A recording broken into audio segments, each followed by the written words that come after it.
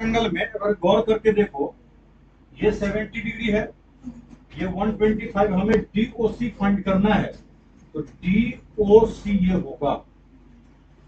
तो अगर मैं इसको लीनियर पेयर से निकालना चाहूं तो निकाल सकता हूं, नहीं निकाल सकता हूं। तो अगर मैं लिखूं 125 डिग्री और प्लस इस एंगल का नाम एंगल 1 दे देता हूं। एंगल 1 इक्वल टू कितना, 180 डिग्री। एंगल 1 इक्वल टू कितना होगा, 180 माइनस कितना, 125। तो अगर 180 में से 125 माइनस करेंगे कितना होगा, 10 में से 5 गया 5 और 7 में से 2 गया 5, 55। इस एंगल का नाम कितना हो गया, मतलब ये वाला वैल्यू हमें फाइंड हो गया 55। अब चलते DCO ये एंगल फाइंड करना है। तो अगर मैं तीनों एंगल ये पता चल गया तो ट्रायंगल के तीनों एंगल का सम कितना, 180 डिग्री। तो अगर इसका नाम मैं एंगल 2 दे देता हूं, क्या दे दूं, तो अगर मैं लिख दूं 70 डिग्री प्लस 55 डिग्री और plus angle 2 equal to 180 degree, कौन सा प्रॉपर्टी, एंगल सम प्रॉपर्टी। तो इसके हिसाब से ये कितना हो गया भाई, 125 हो गया, नहीं हो गया। एंगल 2 इक्वल टू 180 और एंगल 2 इक्वल टू फिर से कितना, 180 माइनस 125 कितना बनेगा, 55। तो सर ये एंगल कितना हो गया, 55। दूसरा एंगल भी फाइंड हो गया। अब तीसरा बोल रहा है OAB। तो ये जितना एंगल होगा वही अल्टरनेट इंटीरियर से ये भी होगा, नहीं होगा। एंगल OAB इक्वल टू कितना, ये भी, ठीक है। तो ऐसा आपके क्वेश्चन में दिया हुआ है और ऐसे क्वेश्चंस आपके पेपर में नहीं आए, ठीक। तो ये क्वेश्चन नंबर 3 है और आपके बुक में अगर देखेंगे तो एक्सरसाइज 6.2 में ऐसा ही क्वेश्चन नंबर 9 है, लेकिन उसमें हमें यूज करना पड़ा था BPT। इसमें सिमिलैरिटी थ्योरम यूज करना है। तो एक बात बताओ, ध्यान से पहले समझ लेना कि अगर AB पैरेलल टू CG है, AB पैरेलल टू CG है, तो अगर मैं AC को AC इज ट्रांसवर्सल बोल दूं तो गलत तो नहीं होगा। और अगर AC ट्रांसवर्सल है तो मैं इसका नाम एंगल 1 और इसका नाम एंगल 2 बोल दूं, एंगल 1 इक्वल टू एंगल 2 बोल सकता हूं। सिमिलरली अगर AB पैरेलल टू CG है तो मैं BG को भी ट्रांसवर्सल बोल सकता हूं, BG इज ट्रांसवर्सल होगा। तो अगर मैं इसका नाम 3 बोल दूं और इसका नाम 4 बोल दूं तो भी गलत नहीं होगा। Angle 3 equal to angle 4। अच्छा, हमें प्रूव करना है OA अपॉन OC। तो OA ये हुआ और OC ये हुआ, है ना। और OB अपॉन OD करना है। तो अगर मान लो कि मैं इस ट्रायंगल को और नीचे वाले इस ट्रायंगल को, दोनों इस ट्रायंगल को अगर मैं सिमिलर कर लूं तो हो जाएगा, होगा, नहीं होगा। तो मैं लिखता हूं in triangle AOB and triangle AOB, तो आप COD लिख सकते हैं।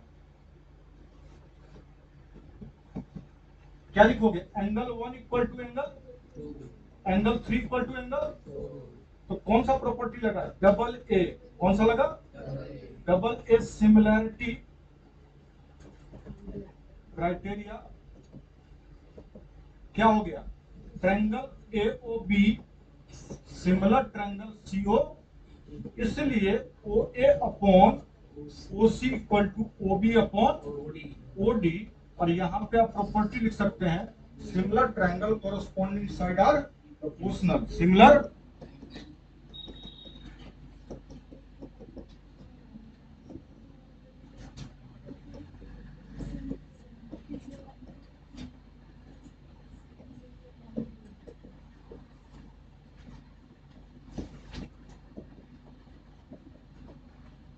इसी को बहुत लोग CPST लिखता है। तो ये वाला पार्ट आपका प्रूव हो गया। एक बात बताओ, हमें ट्रायंगल कौन कौन सा सिमिलर करना है, PQS। मतलब ट्रायंगल का सिलेक्शन देखते हैं कौन सा, ये वाला पोर्शन, ये वाला, ये ना। और टी क्यू आर मतलब पूरा वाला, हाँ, ये छोटा वाला ट्रायंगल, ये छोटा वाला ट्रायंगल और ये पूरा बड़ा वाला ट्रायंगल सिमिलर करना है। अच्छा, जब सिमिलर करने गए उससे पहले एक बात करके देखते हैं। देखो लिखा हुआ Q R upon Q S, लिखा हुआ है क्यू आर अपॉन इतना क्यू एस, और उधर लिखा हुआ क्यू टी, तो क्यूपी होना चाहिए था, क्यूटी अपॉन, लेकिन क्यूपी नहीं दे रखा है, क्या दे रखा है, यार। अच्छा, मैंने बोला था कभी भी सिमिलर जब करते हैं तो आपको दो तीन बातें पकड़ना होगा जिसमें एक कॉमन होना चाहिए। तो गौर करके देखो, फिर से मैं रिपीट कर रहा हूं, इस ट्रायंगल में और ये पूरे बड़े वाले ट्रायंगल में कोई एक एंगल कॉमन आ रहा है, एंगल 1 कॉमन आ रहा है, नहीं आ रहा है, एंगल 1 कॉमन आ रहा है। तो सर एक बात कर लेते हैं पहले प्रूफ के दौरान, ठीक है। सबसे पहले अगर बात करें प्रूफ में, तो एंगल 1 इक्वल टू एंगल 2 है। तो अगर बात बताओ कौन से ट्रायंगल में एंगल 1 इक्वल टू एंगल 2 है, पी क्यू आर में एंगल 1 इक्वल टू क्या है, तो इक्वल साइड का अपोजिट एंगल क्या होते हैं, ये तो जानते हो कि अगर किसी ट्रायंगल, इस ट्रायंगल, कौन सा ट्रायंगल है, इन ट्रायंगल साइड्स अपोजिट, ये प्रॉपर्टी तो पढ़े हो ना, sides opposite to equal angles are equal. इसका मतलब इस प्रॉपर्टी का क्या यूज करेंगे कि इससे हमारा पी क्यू इक्वल टू क्या हो जाएगा, P Q equal to P R हो जाएगा। ये तो कोई दिक्कत नहीं है, यहां तक कोई दिक्कत। अगर एंगल 1 इक्वल टू एंगल 2 है तो एक तरह का ये आइसोसेलेस ट्रायंगल हो गया, और इक्वल एंगल के अपोजिट साइड क्या होते हैं, तो एंगल 1 का अपोजिट है पी आर और एंगल 2 का अपोजिट है पी क्यू। ये पहले ऐसे ही लिखेंगे। अब लिखेंगे इन ट्रायंगल, कौन सा triangle, P Q S and क्या, टी क्यू आर, इसमें Q R upon Q S और यहां पे क्यू टी अपॉन जो पी आर दे रखा है, उस पी आर के जगह पे मैं पी क्यू लिख सकता हूं या नहीं लिख सकता हूं, क्योंकि हमने यहां प्रूव किया है, यहां पे प्रूव किया है, तो मैं क्या लिख सकता हूं, पी क्यू, और यहां ब्रैकेट में लिख सकते हो क्या, P Q equal to P R. अच्छा, दोनों में एंगल 1 कॉमन है कि नहीं है, यहां पे लिखेंगे कॉमन, क्या लिखेंगे, अच्छा, दो साइड है और एक एंगल है, ये भी साइड है, ये भी साइड है, और ये क्या है, एंगल। तो दो साइड और एक एंगल, नो नो, दो साइड और एक एंगल, दो साइड और एक एंगल, ठीक है। तो by S A S similarity criterion triangle P Q S similar triangle T Q R. जो बातें बता रहा हूं बस आपको फॉलो उतना ही का ही करना है, एक्स्ट्रा दिमाग नहीं लगानी है। जब हम लोग लिख रहे थे ना, तो ये बात जो मैं फिर से रिपीट कर रहा हूं, ये बात कि अगर जब लिख रहे थे तो ये बात बोला था कि सर इतना अपॉन ये, हाँ, तो इसका मतलब ये पूरा अपॉन ये भी तो होना चाहिए था, तो ऐसा तो नहीं दिया था, इसका मतलब प्रॉब्लम कहीं ना कहीं है, ठीक है। और दूसरा मैंने बोला था कि एंगल कहीं पे कॉमन खोजिए, क्या खोजिए, एंगल कॉमन, तो कॉमन मिल गया।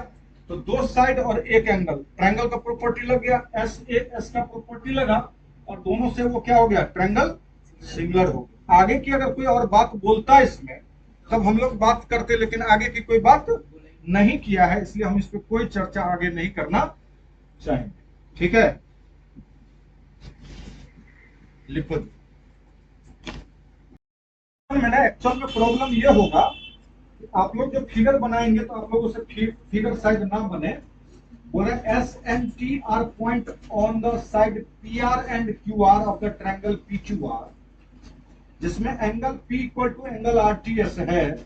तो आप लोग जब फिगर बनाएंगे तो शायद प्रॉब्लम में आ जाएंगे, शायद ना बने। मैं फिगर बनाऊंगा तो मेरा बन जाएगा, इसलिए बन जाएगा क्योंकि इसमें एक ट्रायंगल तो पहले ये हुआ वो ना, क्वेश्चन में ये बोला है कि पी आर पे एस है, तो मैं इसको पी मान लेता हूं, इसको Q मान लेता हूं, इसको R मान लेता हूं। इस पे ये साइड अपना क्या है, S है और T है। क्वेश्चन में बोला है angle P equal to this angle equal to angle RTS। ये एंगल बोला गया। अब तुम्हारे मन में ये नहीं चलना चाहिए, लगने में नहीं तो कोई प्रॉपर्टी तो नहीं लग रहा है सर। अरे भैया गिवन दे रखा है angle P equal to angle RTS, ये गिवन है। ठीक है, आपको प्रूव ये करना है, कि triangle RPQ similar triangle RTS। पहले हम लोग फिगर को पकड़ते हैं कि कौन से ट्रायंगल को सिमिलर करना है, उसके बाद फिर बात। ठीक है, गौर करके देखिए, एक है हमारा RPQ का मतलब पूरा बड़ा वाला ट्रायंगल बोलो, ठीक है, और दूसरा बोला RTS, ये वाला। ठीक, यही बोल रहा है ना, छोटा वाला अपॉन बड़े वाला। अगर प्रूफ में देखें तो मैंने क्या बोला है कि सबसे पहले एक कॉमन पहले खोजो कि कुछ मिल रहा है क्या। ठीक है, तो प्रूफ वाले में गौर कर देखो, लिखेंगे in triangle RPQ and triangle RTS। एक तो आपका गिवन पहले से है P equal to angle RTS, ये तो गिवन है। और दूसरा रूल सिखाया हूं कि कोई कॉमन खोजो। दोनों में कोई कॉमन मिल रहा है क्या? दोनों ट्रायंगल में कोई कॉमन मिल रहा है, छोटे वाले में और बड़े वाले में एंगल R कॉमन मिल रहा है, नहीं मिल रहा है? एंगल R दोनों, ये छोटे वाले और पूरे बड़े वाले में एंगल R कॉमन मिल रहा है।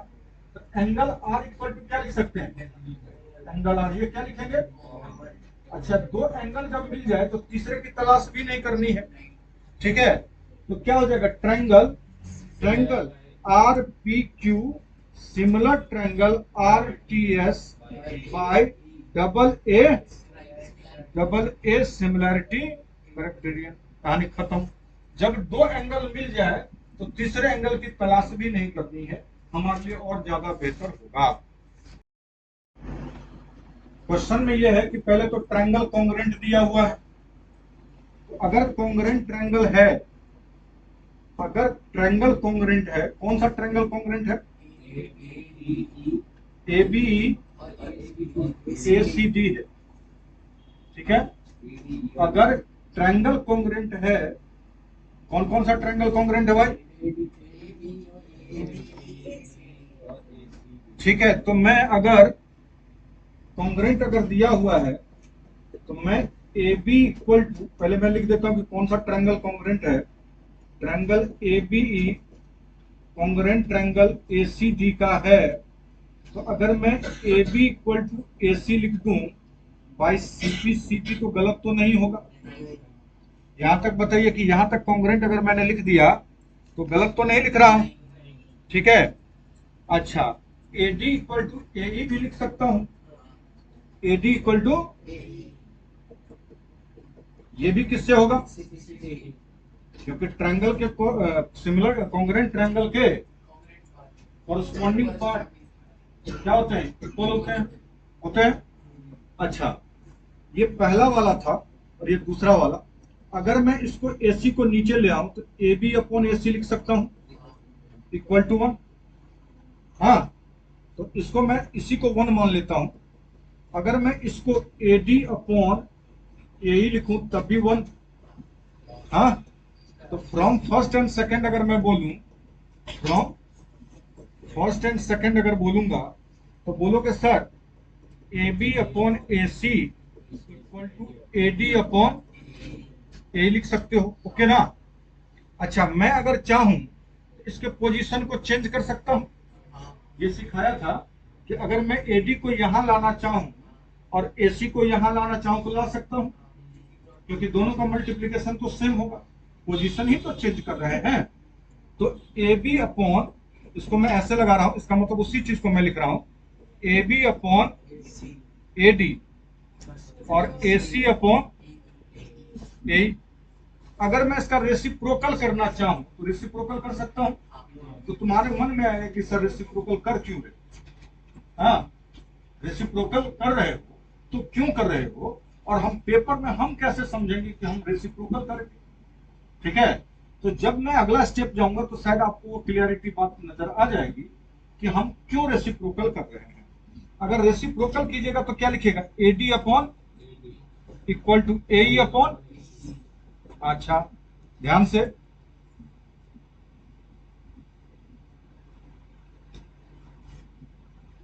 सर अब चलते हैं कौन सा ट्रायंगल में, जो ट्रायंगल हमें क्या करना है, सिमिलर करना है। जो ट्रायंगल सिमिलर करने हैं उस ट्रायंगल पे जा रहा हूं, तो लिख रहे हैं इन ट्रायंगल कौन सा, ADE and triangle ABC।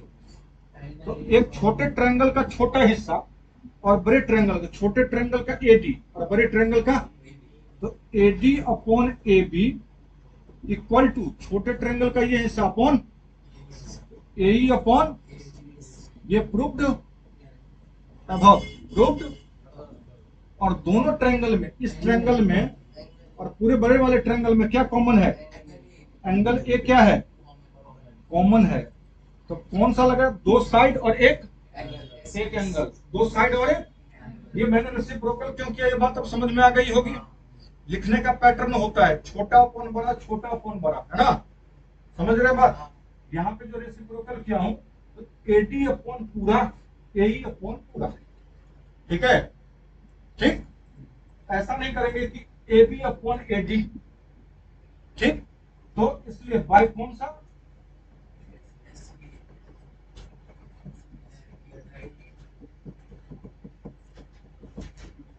Triangle ADE similar triangle ABC, clear. इसमें देखना भाई,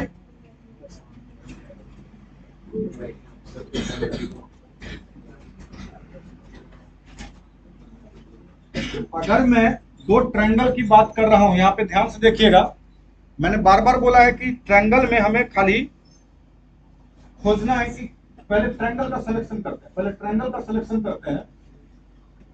रूम में देखो पहला ट्रायंगल कौन सा है, AEP in triangle AEP and triangle CDP है। तो AEP चलते पहले ये वाला, बोलो, और ये वाले पोर्शन, है ना, ठीक है जी। तो अगर ये 90 तो ये भी कितना, और ये भी 90 था, तो एक बोलूंगा angle E equal to angle D कितना, अच्छा इसको अगर मैं 1 मान लू, इसको 2 मान लू, एंगल 1 इक्वल टू कितना, कौन सा प्रॉपर्टी, तो कौन सा प्रॉपर्टी लगा भाई,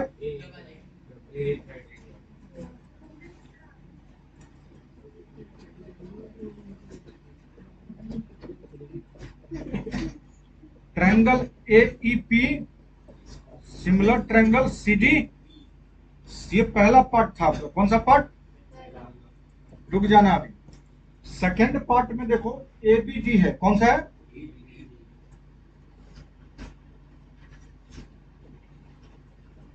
ABD। तो पहले ट्रायंगल का सिलेक्शन कर लेते हैं कि कौन सा ट्रायंगल है, ABD, ABD ये पूरा बड़ा वाला है ना, बोलो, और CB ये वाला। एक चीज तो शायद समझ में आ गया होगा दोनों की प्रॉपर्टी में कि sir in triangle ABD and triangle CBE में D, नहीं इस वाले में B तो कॉमन है, और इस वाले में ये 90 नहीं, और इस वाले में, बड़े वाले में ये वाला 90 और छोटे वाले में ये angle 90, angle D equal to 90 degree. और दोनों में कौन सा एंगल कॉमन, ये भी हमारा किससे हो जाएगा, तो bye double A similarity criterion triangle ABD similar triangle CB, है ना। कहीं पे कुछ नहीं है सिमिलरिटी में, बस आपको सोचना है कि ट्रायंगल का सिलेक्शन करना कैसे, ठीक है। ट्रायंगल का सिलेक्शन मिल गया, आप क्वेश्चन को बहुत बढ़िया ढंग से कर सकते हैं। लिखो भाई।